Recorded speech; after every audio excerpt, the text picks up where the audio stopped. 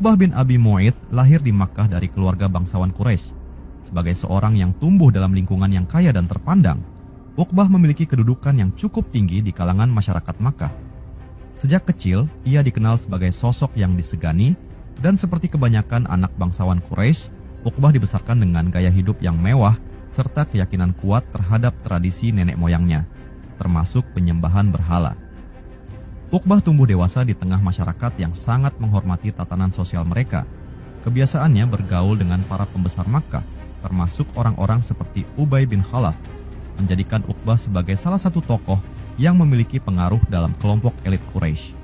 Kehidupannya pada masa itu berjalan tanpa banyak gejolak hingga tiba masa ketika Nabi Muhammad mulai mendakwahkan ajaran Islam di Makkah. Ketika Islam mulai menyebar di kalangan masyarakat Makkah, Uqbah menjadi salah satu dari mereka yang secara terang-terangan menolak ajaran baru tersebut. Bukan hanya karena ajaran Islam yang mengajak untuk meninggalkan penyembahan berhala dan mengesahkan Allah Subhanahu wa Ta'ala, tetapi juga karena Islam dianggap mengancam status sosial dan kekayaan para pemimpin Quraisy. Uqbah, yang pada dasarnya sudah berada di lingkaran kekuasaan, melihat dakwah Nabi sebagai sebuah ancaman. Salah satu peristiwa yang menunjukkan kebenciannya yang mendalam terhadap Nabi Muhammad adalah ketika Uqbah dengan keji meletakkan kotoran unta di punggung Nabi saat beliau sedang sujud di hadapan Ka'bah. Perbuatan ini bukan hanya untuk mempermalukan Nabi, tetapi juga untuk menunjukkan kepada orang lain bahwa ia menolak mentah-mentah ajaran Islam. Aksi ini sangat menghina dan menyakitkan hati para pengikut Nabi, tetapi Nabi tetap bersabar dalam menghadapi cobaan ini. Meski sempat ada satu momen di mana Uqbah tertarik untuk mendengarkan dakwah Nabi, pengaruh besar dari sahabatnya, Ubay bin Khalaf, membuat Uqbah kembali ke jalan permusuhan. Ubay, yang merupakan tokoh Quraisy lain yang juga sangat keras dalam memusuhi Islam, menantang Uqbah agar menolak Islam dengan lebih lantang dan melakukan penghinaan langsung terhadap Nabi. Uqbah, yang sangat terpengaruh oleh persahabatannya dengan Ubay, bahkan sampai memuntahkan isi mulutnya sebagai tanda simbolis penolakannya terhadap Islam, sesuai dorongan dari Ubay. Ketika Perang Badar pecah, Uqbah ikut serta dalam pasukan Quraisy yang memerangi kaum muslimin. Dalam pertempuran ini, kaum Quraisy mengalami kekalahan telak. Uqbah termasuk di antara para tawanan yang ditangkap oleh kaum muslim. Saat itu, hukuman untuk Uqbah sudah ditentukan, karena perannya yang sangat besar dalam menyebarkan kebencian terhadap Nabi dan umat Islam, serta berbagai kejahatan yang telah dilakukannya. Uqbah dieksekusi setelah perang. Itulah akhir hidup Uqbah bin Abi Mu'ayth. Seorang yang awalnya tumbuh dalam kebanggaan bangsawan Quraisy menjadi musuh besar Nabi dan akhirnya menemui ajalnya dalam perjuangan yang ia pilih sendiri, yakni menentang ajaran Islam. Kisah hidupnya adalah pelajaran tentang bagaimana pengaruh lingkungan dan persahabatan dapat membawa seseorang kepada jalan kebencian dan kehancuran. Uqbah bin Abi Mu'ayth adalah salah satu tokoh Quraisy yang sangat menentang dakwah Nabi Muhammad. Dia dikenal sebagai musuh Islam yang keras dan terdapat beberapa peristiwa penting yang terkait dengan dirinya. Pertama, permusuhan terhadap Nabi Muhammad. Pada suatu hari di Makkah, Uqbah bin Abi Mu'ayth tengah duduk bersama beberapa pemuka Quraisy di sekitar Ka'bah. Mereka berkumpul seperti biasa, berbicara tentang urusan perdagangan dan kekuasaan. Namun, suasana berubah ketika Uqbah mendengar kabar bahwa Muhammad, pria yang mereka kenal sebagai orang jujur dan terpercaya, mulai menyebarkan ajaran yang menantang tradisi nenek moyang mereka. "Apakah kau dengar apa yang dilakukan Muhammad?" Uqbah menoleh ke arah sahabatnya, Ubay bin Khalaf, yang duduk di sampingnya. "Apalagi kali ini?" tanya Uqbah dengan sedikit rasa kesal. Sudah bosan mendengar tentang ajaran yang disebut Islam itu. Dia mengatakan bahwa hanya ada satu Tuhan, Allah Subhanahu wa Ta'ala, dan kita semua harus meninggalkan berhala-berhala kita, jawab Ubay dengan nada tajam. "Apakah kau bisa membayangkan apa yang akan terjadi jika kita mengikuti ucapannya? Kita akan kehilangan kekuasaan, kehilangan hormat, kehilangan segalanya." Mendengar hal itu, Uqbah merasa panas. Dia telah menghina leluhur kita, gumamnya. Ini tak bisa dibiarkan. Beberapa hari kemudian, Uqbah mendapat kabar bahwa Muhammad sedang salat di dekat Ka'bah. Dengan segera, Uqbah merencanakan sebuah tindakan untuk mempermalukan Muhammad di hadapan semua orang. Dia mengajak beberapa orang Quraisy lainnya dan bersama-sama mereka mendekati Nabi Muhammad yang tengah khusyuk dalam sujudnya. "Sekarang," bisik Uqbah dengan penuh semangat kebencian, bawa kotoran unta itu.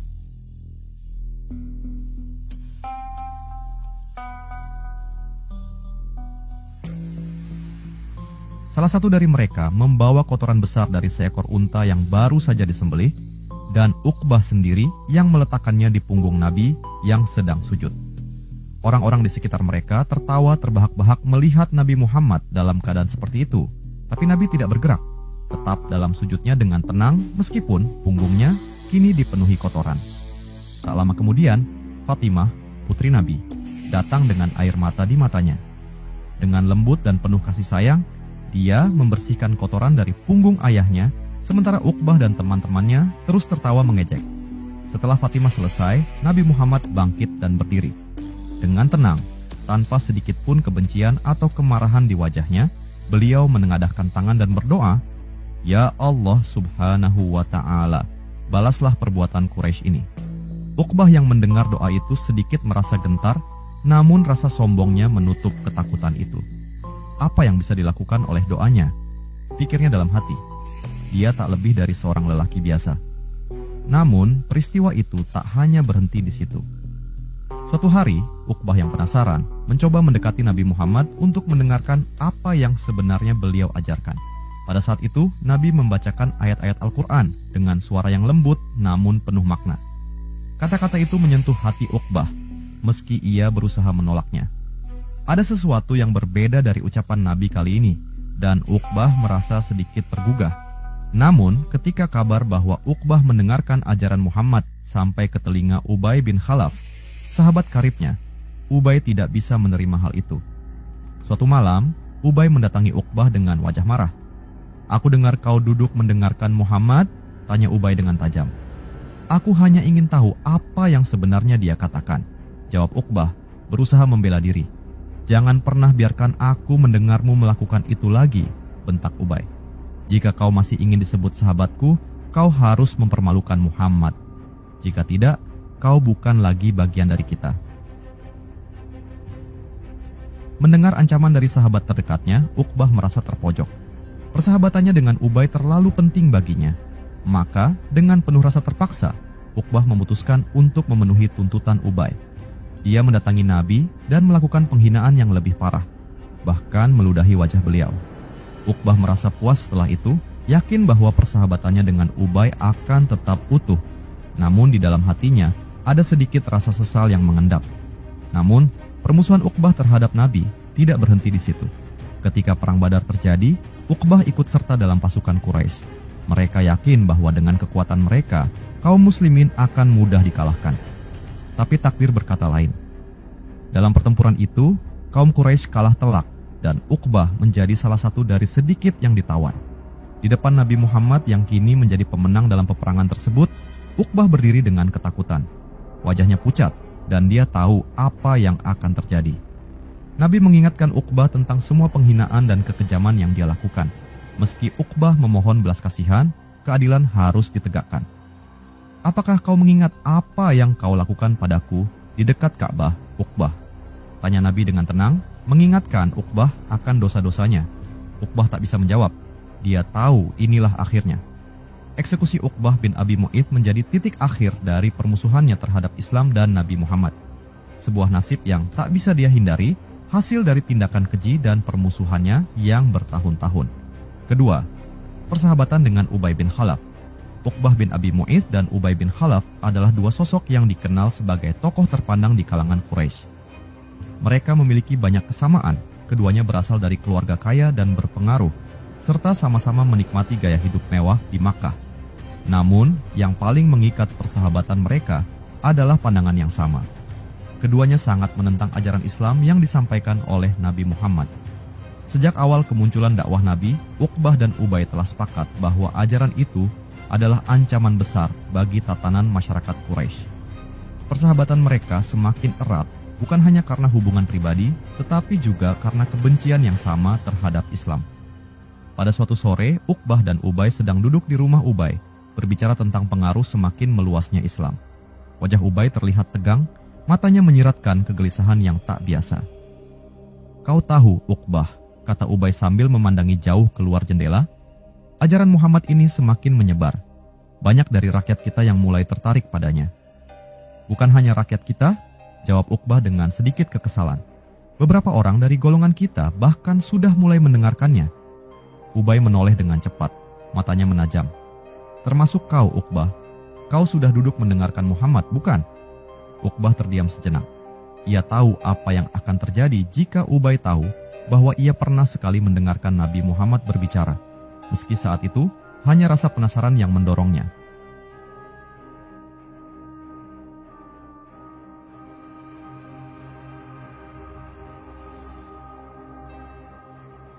Ia merasa ada sesuatu yang berbeda dalam kata-kata Muhammad, sesuatu yang tidak bisa dia abaikan begitu saja.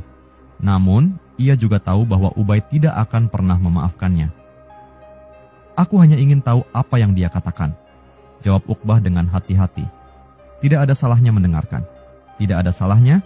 Ubay mendengus marah, berdiri dari duduknya dan melangkah mendekati Uqbah. Kau benar-benar bodoh jika berpikir begitu. Muhammad sedang mencoba menghancurkan segala yang kita punya, segala yang kita percaya. Dan kau, sebagai sahabatku, kau seharusnya berdiri di sisiku, menentangnya.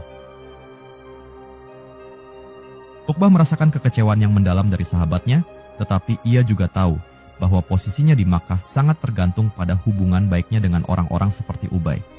Aku tidak mendukungnya. Uqbah akhirnya menjawab, mencoba meredakan kemarahan Ubay. Aku hanya ingin tahu apa yang membuat banyak orang tertarik padanya.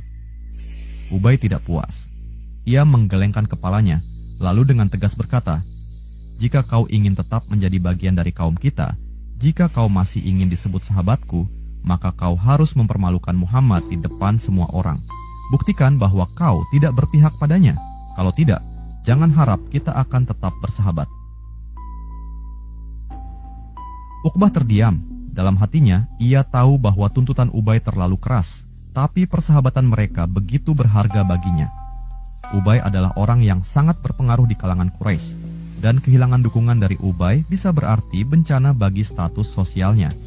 Uqbah merasa terjepit di antara dua pilihan, apakah ia harus mengikuti kata hatinya yang mulai terbuka terhadap ajaran Muhammad, atau mengikuti tuntutan Ubay yang penuh tekanan. Namun, ketakutannya kehilangan persahabatan dengan Ubay akhirnya lebih besar. Pada hari berikutnya, Uqbah memutuskan untuk mengambil langkah yang fatal. Bersama beberapa pemuka Quraisy lainnya, ia mendatangi Nabi Muhammad di dekat Ka'bah. Dengan sengaja, di hadapan banyak orang, Uqbah meludahi wajah Nabi dan mempermalukannya di depan umum. Tindakan ini, meski melukai hatinya sendiri, dilakukan untuk memuaskan Ubay dan memastikan persahabatan mereka tetap utuh. Setelah itu, Uqbah kembali menemui Ubay. Mereka duduk di sebuah majelis bersama para pemuka Quraisy, dan Ubay, dengan senyum puas di wajahnya, menepuk pundak Uqbah. Kau telah membuktikan dirimu, Uqbah. Sekarang aku tahu, kau tetap sahabatku, kata Ubay. Namun di dalam hati, Uqbah merasa ada sesuatu yang salah. Meski ia berhasil mempertahankan persahabatan dengan Ubay, ia tidak bisa menghilangkan rasa sesal yang mengendap di lubuk hatinya. Ia telah menghina seorang yang tak pernah melakukan kesalahan padanya, seorang yang membawa kebenaran hanya karena desakan sahabatnya. Mereka terus bersahabat, tetapi rasa sesal itu semakin kuat di dalam diri Uqbah, terutama ketika ia mulai menyadari bahwa apa yang ia lakukan adalah sebuah kesalahan besar. Tetapi kebencian terhadap Nabi Muhammad dan Islam sudah menjadi bagian dari hidupnya, dan jalan untuk kembali sepertinya sudah tertutup. Pada akhirnya, saat Perang Badar, Ubay bin Khalaf tewas di medan perang, sedangkan Uqbah yang juga ikut bertempur ditangkap oleh pasukan Muslim. Di saat-saat terakhir hidupnya, mungkin Uqbah teringat akan semua perbuatannya, persahabatannya dengan Ubay, penghinaan terhadap Nabi, dan semua kesalahan yang ia buat karena tekanan sahabatnya. Namun, penyesalan itu datang terlambat. Itulah kisah persahabatan Uqbah bin Abi Mu'ayth dengan Ubay bin Khalaf, sebuah ikatan yang didasarkan pada kebencian dan berakhir dengan kehancuran. Ketiga, eksekusi di Perang Badar. Perang Badar telah usai. Pasir gurun yang sebelumnya bergemuruh oleh teriakan dan deru pedang kini sunyi. Di medan perang itu, tubuh-tubuh para pemimpin Quraisy tergeletak tak bernyawa, sementara para tawanan dari pihak musyrikin ditahan oleh kaum muslim. Di antara mereka yang tertawan adalah Uqbah bin Abi Mu'ayth. sosok yang terkenal karena permusuhannya yang keras terhadap Nabi Muhammad. Uqbah dengan wajah pucat digiring bersama tawanan lainnya ke sebuah tempat di mana para pemimpin muslim menunggu. Ketakutan tampak jelas di matanya. Dia telah lama menyadari bahwa apa yang dilakukan kepada Nabi Muhammad selama ini bukanlah sesuatu yang bisa dilupakan begitu saja. Apalagi dirinya bukan hanya musuh yang biasa. Dia adalah orang yang pernah secara keji mempermalukan Nabi di depan umum. Ketika Uqbah akhirnya dibawa ke hadapan Nabi Muhammad, jantungnya berdegup kencang. Nabi berdiri di hadapannya dengan wajah tenang namun penuh ketegasan. Tidak ada kemarahan yang tampak, hanya tatapan yang menembus hingga ke dasar hati Uqbah. Di sekitar mereka, para sahabat menyaksikan, menunggu keputusan. "Apakah kau ingat apa yang telah kau lakukan kepadaku di Makkah, Uqbah?" tanya Nabi dengan suara yang tenang namun tegas.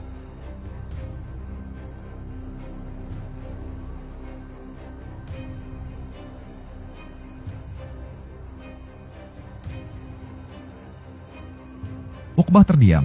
Dia tahu apa yang dimaksud oleh Nabi. Ingatannya segera kembali ke saat ia dengan sengaja meletakkan kotoran unta di punggung Nabi saat beliau sujud di dekat Ka'bah. Ingatan itu seperti cambukan keras bagi hatinya, mengingatkan betapa besar kejahatan yang telah ia lakukan. Saya hanya mengikuti perintah dari teman-teman saya," jawab Uqbah terbata-bata, mencoba mencari alasan untuk perbuatannya. Namun, bahkan ia sendiri tahu bahwa alasan itu tidak cukup. Nabi Muhammad tetap berdiri di hadapannya, memandangnya dengan tatapan penuh makna. "Kau bukan hanya mengikuti perintah, Uqbah. Kau dengan sadar memilih untuk mempermalukan seorang nabi yang diutus oleh Allah Subhanahu wa Ta'ala. Kau memilih untuk menentang kebenaran meski kau tahu dalam hatimu bahwa ini salah." Uqbah merasakan beratnya kata-kata Nabi itu. Ia tidak bisa menjawab, hanya tunduk dalam diam. Ketakutan menyelimuti seluruh dirinya. Uqbah yang dulunya sombong dan merasa berkuasa, kini berdiri lemah di depan orang yang pernah ia hina. Ketika keputusan untuk eksekusi akhirnya diambil, Uqbah memohon untuk diberi ampun. Dengan wajah putus asa, ia berkata, "Muhammad, tolong, siapa yang akan mengurus anak-anakku jika aku mati?" Namun Nabi Muhammad menjawab dengan tegas, tanpa ragu, "Neraka akan mengurus mereka, Uqbah." Kata-kata itu menegaskan bahwa apa yang telah Uqbah lakukan tak bisa dihapus begitu saja. Kejahatan dan kekejaman yang ia lakukan terhadap Nabi dan umat Islam telah mencapai puncaknya, dan kali ini keadilan harus ditegakkan. Seketika itu juga, pedang diangkat dan kepala Uqbah bin Abi Mu'ith dipisahkan dari tubuhnya. Tubuhnya terjatuh ke tanah gurun, sebuah akhir yang tragis bagi seorang musuh besar Islam. Suasana di sekitar menjadi sunyi seketika. Para sahabat menyaksikan eksekusi itu dengan penuh rasa syukur, mengetahui bahwa salah satu musuh paling berbahaya bagi Nabi dan Islam telah tiada. Bagi kaum muslimin, eksekusi ini bukanlah sekadar balas dendam. Ini adalah pelaksanaan keadilan bagi seseorang yang terus-menerus menabur kebencian dan kekerasan terhadap mereka yang hanya ingin menyebarkan kebenaran. Namun, bagi Uqbah, keputusan ini adalah akhir dari sebuah perjalanan hidup yang dipenuhi dengan kebencian, ambisi, dan salah pergaulan. Ia memilih jalannya sendiri, dan itulah yang membawa akhir yang tragis di Padang Badar. Keempat, peristiwa setelah wafatnya Uqbah bin Abi Mu'ith. Setelah eksekusi Uqbah bin Abi Mu'ith di Perang Badar, suasana kembali tenang di tengah para sahabat Nabi Muhammad. Di bawah langit gurun yang tenang, tak ada lagi deru senjata atau suara peperangan. Hanya kesunyian yang menyelimuti, seolah alam sendiri merenungi nasib tragis Uqbah yang berakhir di ujung pedang sebagai konsekuensi dari kekejamannya. Para sahabat yang menyaksikan kejadian itu merasa lega, bukan karena mereka menikmati kematian musuh, melainkan karena keadilan telah ditegakkan. Mereka tahu betapa besar permusuhan Uqbah terhadap Nabi dan Islam. Bahkan mereka mengingat dengan jelas bagaimana Uqbah pernah mempermalukan Nabi di depan umum, meletakkan kotoran di punggungnya saat Nabi bersujud. Setelah semua selesai, Nabi Muhammad mengajak para sahabatnya untuk kembali ke Madinah. Namun, pikiran beberapa dari mereka masih tertuju pada peristiwa yang baru saja terjadi. Sambil berjalan, Ali bin Abi Thalib mendekati Nabi dan bertanya dengan nada hati-hati, "Ya Rasulullah, bagaimana jika keluarga Uqbah mengetahui apa yang telah terjadi padanya? Apakah mereka tidak akan membalas dendam?" Nabi tersenyum tipis, lalu menatap Ali dengan penuh kebijaksanaan. "Wahai Ali, sesungguhnya siapa yang membalas dengan kebencian hanya akan mendapatkan kebencian yang sama," jawab Nabi. "Namun mereka yang menentang kebenaran dan terus-menerus berbuat aniaya, pada akhirnya akan menuai akibatnya. Uqbah telah memilih jalannya, dan Allah Subhanahu wa Ta'ala adalah sebaik-baik penentu takdir." Para sahabat lainnya yang mendengar percakapan itu merasa lega dengan jawaban Nabi. Mereka tahu Islam tidak mengajarkan balas dendam. Keadilan yang dilakukan terhadap Uqbah bukanlah untuk membalas perbuatan buruk dengan keburukan, melainkan untuk menegakkan kebenaran. Beberapa hari setelah peristiwa itu, kabar tentang kematian Uqbah sampai ke Makkah. Berita tersebut mengguncang keluarga Uqbah dan para pemimpin Quraisy. Salah satu sahabat dekatnya, Ubay bin Khalaf, yang juga dikenal sebagai musuh Islam, sangat terpukul dengan kematian sahabat karibnya. Di sebuah pertemuan rahasia di Makkah, Ubay menatap para pemimpin Quraisy yang berkumpul dengan penuh kemarahan. "Apakah kalian mendengar?" Suara Ubay bergetar marah. "Muhammad dan pengikutnya telah membunuh Uqbah. Sahabatku yang terbaik, apakah kita hanya akan duduk di sini tanpa melakukan apa-apa?"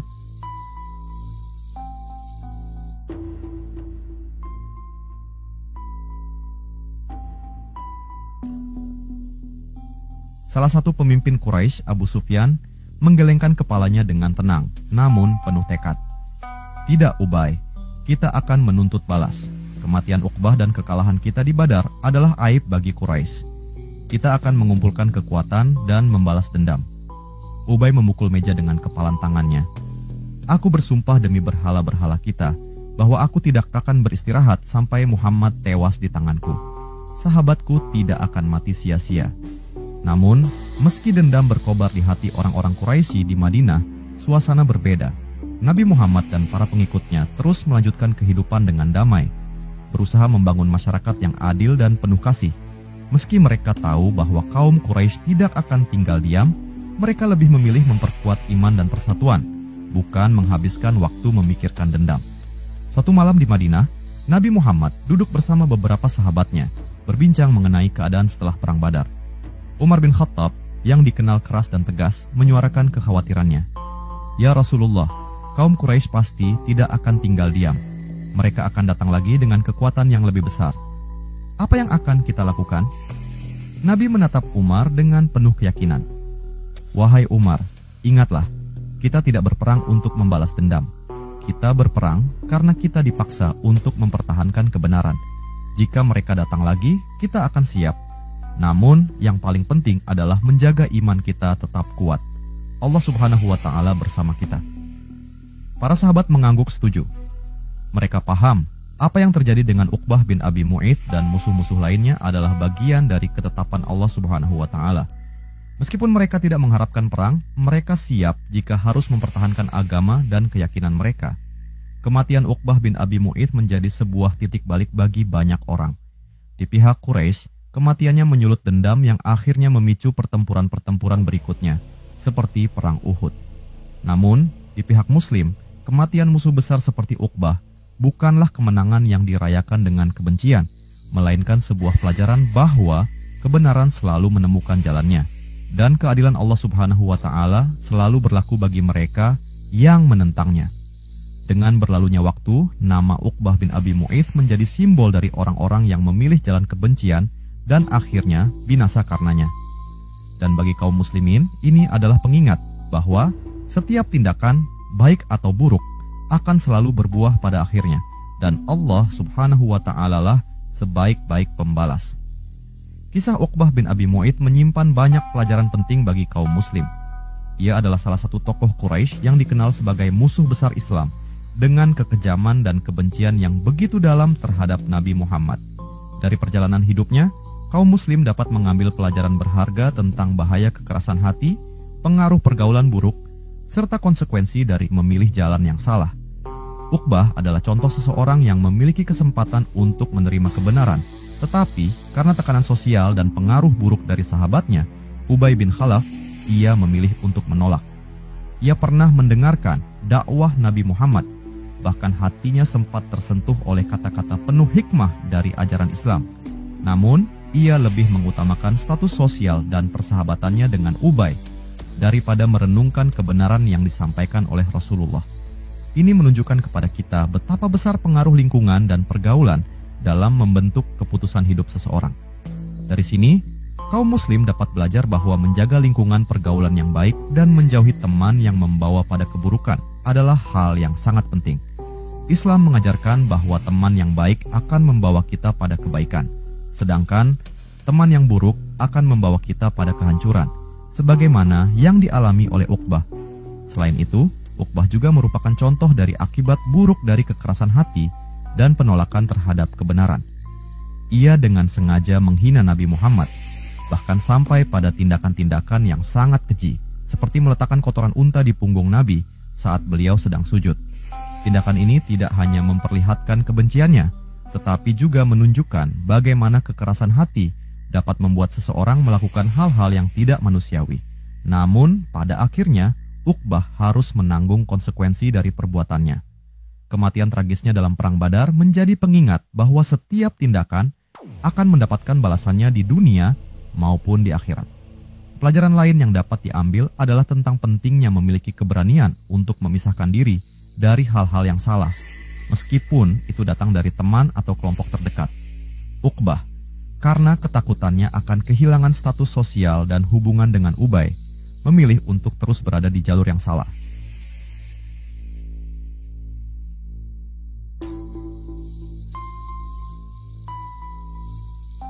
Ia gagal untuk mengikuti hatinya yang mungkin sempat ragu, dan pada akhirnya jalan yang ia pilih membawa pada kehancuran. Kaum muslim harus belajar dari ini bahwa kita harus berani memilih kebenaran, meskipun itu sulit atau bertentangan dengan apa yang diinginkan oleh lingkungan sosial kita.